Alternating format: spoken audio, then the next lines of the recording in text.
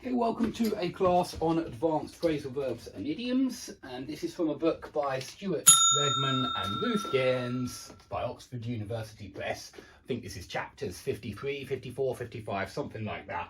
It's at the back of the book. Towards the end, we've almost finished this book.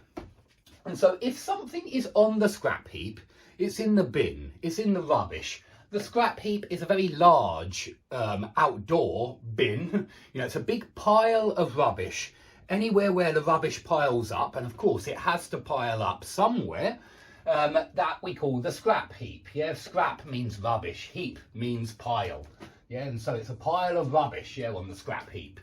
And yeah, if you use this phrase metaphorically, and it often is used metaphorically, then it means in the bin. So if you put somebody on the scrap heap, you probably sack them, you probably fire them, you get rid of them. They're useless. They are, you know, they're not very helpful to your business. And if you put something on the scrap heap, you get rid of it. Yeah, it's in the bin, it's in the rubbish. Very simple, really. And do understand that we often call the scrap heap the tip, the place where you're supposed to actually throw all your large rubbish, like fridges, freezers, washing machines or whatever. This we call the tip. It's the place where you put large items of rubbish that you can't just put in the bin or stick on the street with your black rubbish bags. Okay, if you do something in the nick of time, then you do it just in time to avoid negative consequences, to avoid terrible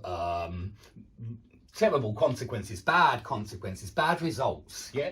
So make sure you do things in the nick of time, and then bad things don't happen.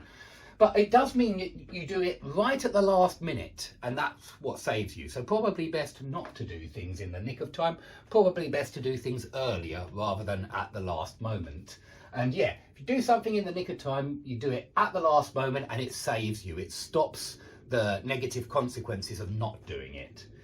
Okay, if you are living under the same roof or under one roof, you're obviously living together in one house.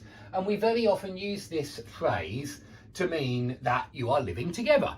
Yeah, and so you might say it's difficult to spend a long time with friends under one roof. It is actually quite difficult. You know, it's quite easy to have a good relationship when you're not living together. But I can remember living with friends at university. I remember there were 5 of us, 5 boys under one roof. And that was quite difficult. It was nice, I had a good time. I can't say I didn't have a great time, but it was difficult, and I must admit it's not something I would like to repeat, living with 4 other guys under one roof.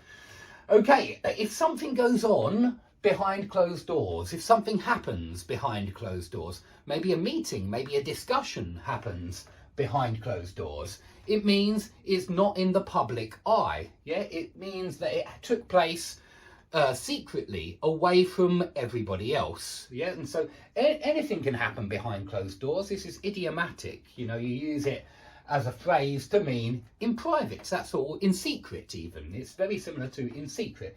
So lots of things go on behind closed doors because not everything happens in public.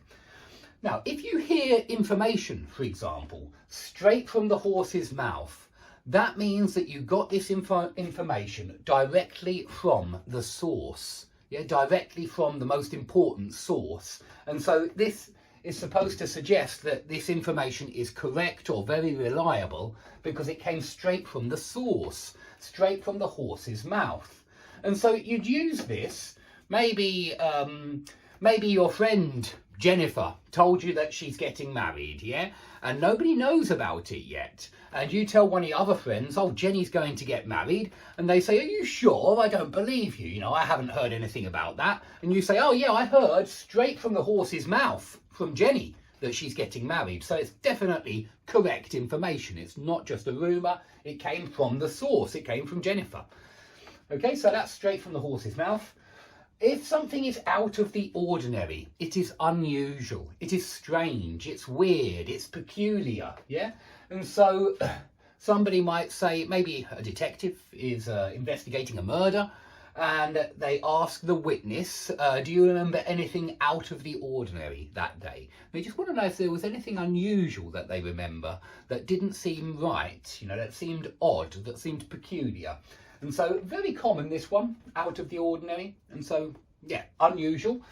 Now, if you are well within your rights or just within your rights, this means that you are acting in a way, you're behaving in a way which is reasonable and acceptable and rational. And, you know, you say this, for example, when somebody, it means you are justified. Let's put it like that. When you are within your rights to do something, you are justified to do something.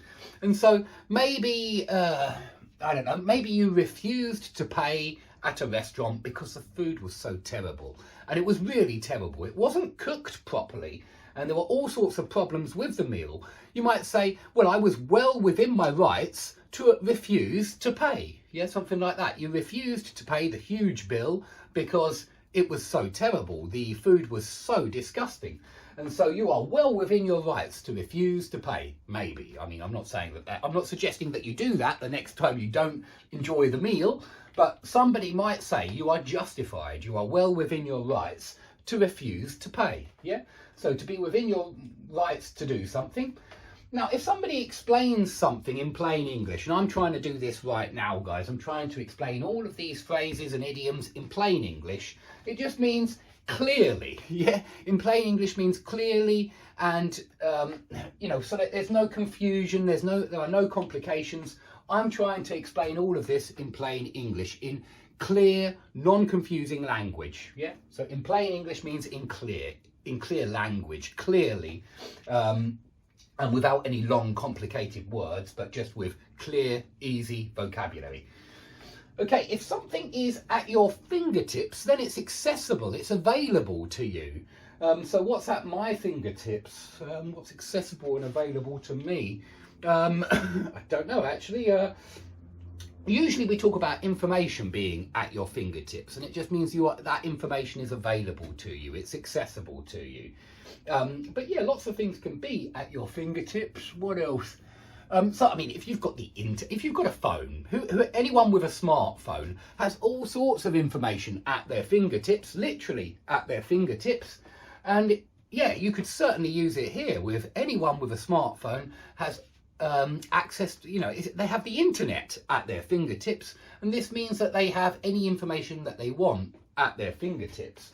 Yeah, so this is very common, it's very often used, and yeah, I think it's very useful, especially for something which is literally at your fingertips, like access to the internet. That means that a lot of different information is at your fingertips.